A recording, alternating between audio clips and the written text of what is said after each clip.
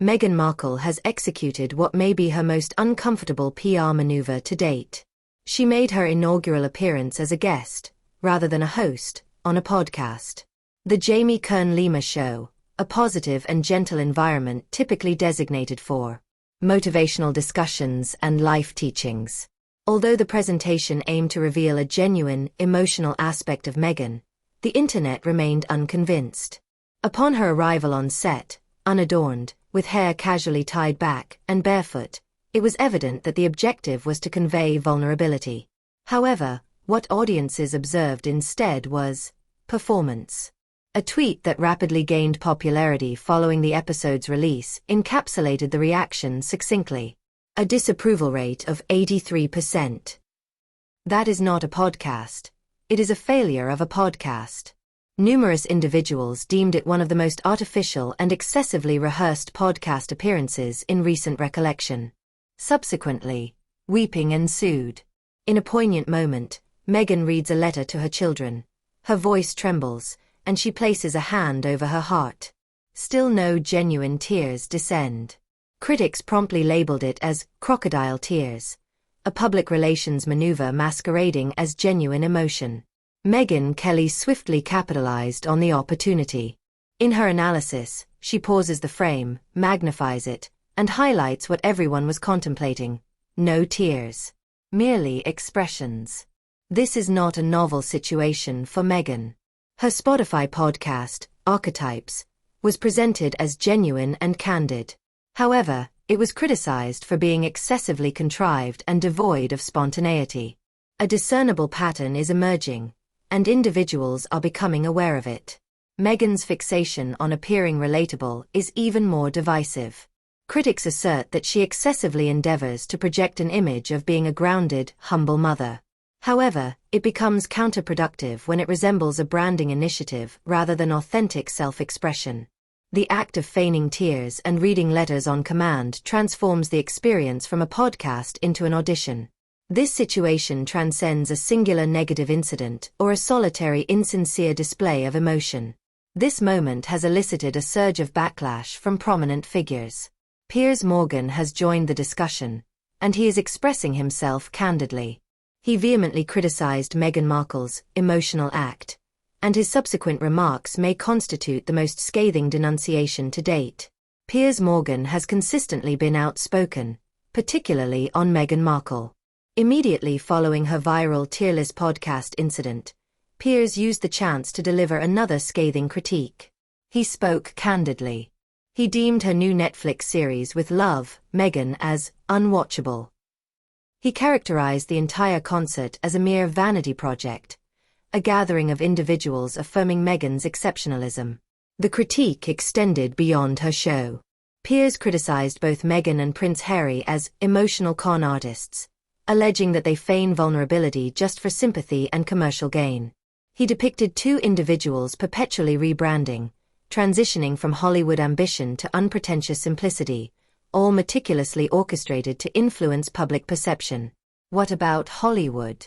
Insiders indicate that it is gradually distancing itself from the Sussexes. Even their most intimate celebrity circles allegedly desire no association with them. The podcast failed to succeed. Her lifestyle brand exhibited subpar performance. Meghan's efforts to rebrand herself as a sensitive, misunderstood mother are failing to resonate. However, the time that truly elicited discomfort among individuals? Meghan disclosed that she composes clandestine emails to her children each night, directed to email addresses they have yet to utilize. A purportedly poignant parenting moment was swiftly scrutinized. The panel on Piers' show expressed amusement at the piece, stating it resembled a public relations gimmick rather than a sincere tradition. Critics contended that the focus was not on her children, but rather on how Meghan would be regarded as a nurturing and lyrical mother. Thus far, the trend has been that each personal disclosure resembles a marketing strategy rather than a genuine connection. Subsequently, the discourse about hard work commenced. Meghan identified tasks such as composing Instagram captions and sustaining friendships as components of her arduous workload. To be candid, that was not well received by individuals working two jobs merely to afford rent. Piers and others criticized her for being egregiously disconnected, particularly with her entourage of assistants, public relations teams, and extensive assistance that much exceeds what the ordinary working mother could envision. Even Jamie, the host of the program, was not exempt. Her hyperbolic commendations, emotional reflection, and almost rehearsed delivery rendered the interview akin to a contrived TED Talk rather than an authentic dialogue. Currently, the inquiry is not about Meghan's disconnect from reality, but rather whether any member of the royal family remains willing to support her. A more significant turmoil is developing behind the scenes. Prince William purportedly desires the abolition of their royal titles, and the monarchy's tolerance may be nearing its limit. What commenced as a podcast scandal is now escalating into a significant royal debacle. Behind closed doors, it is not solely critics such as Piers Morgan or Meghan Kelly scrutinizing Meghan's every action. The royal family is also involved. Reportedly, Prince William has ceased to exhibit politeness. Insiders believe that William is enraged. It pertains not alone to Meghan's CRINGE podcast participation, but also to the timing. Sources indicate that Meghan and Harry were engaging in media activities when Prince Charles was contending with illness, reminiscent of their previous conduct during the dying days of Queen Elizabeth and Prince Philip.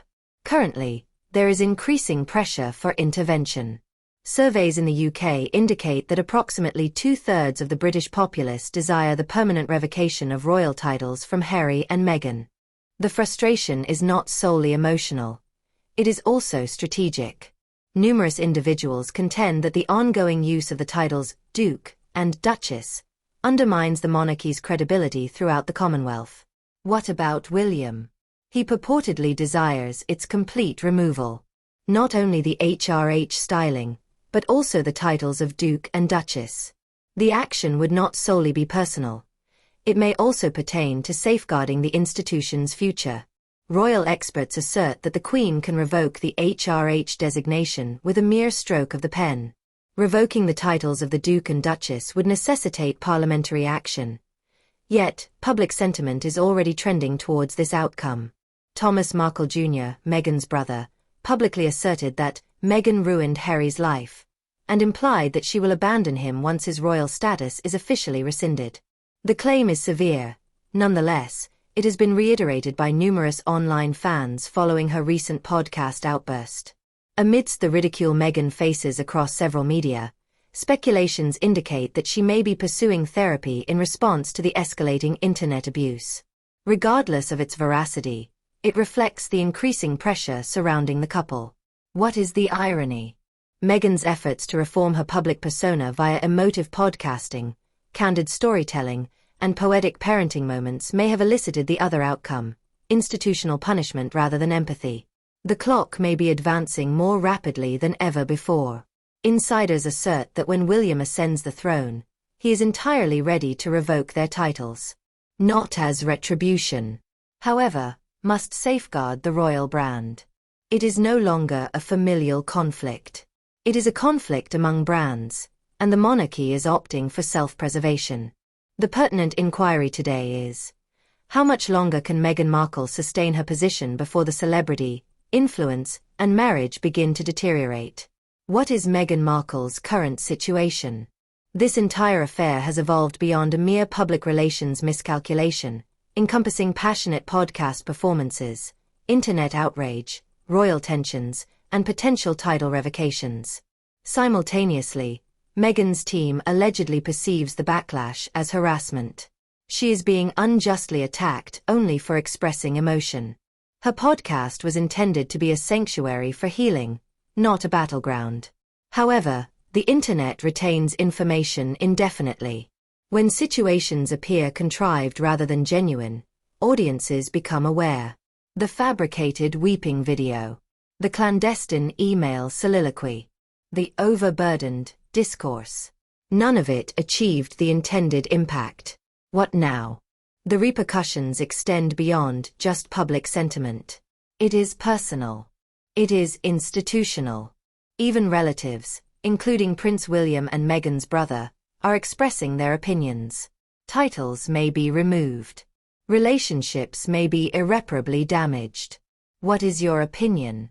Is Meghan subject to unjust scrutiny, or is this the result of exaggerated vulnerability in an age of digital transparency? Please inform us below. We shall meet you subsequently.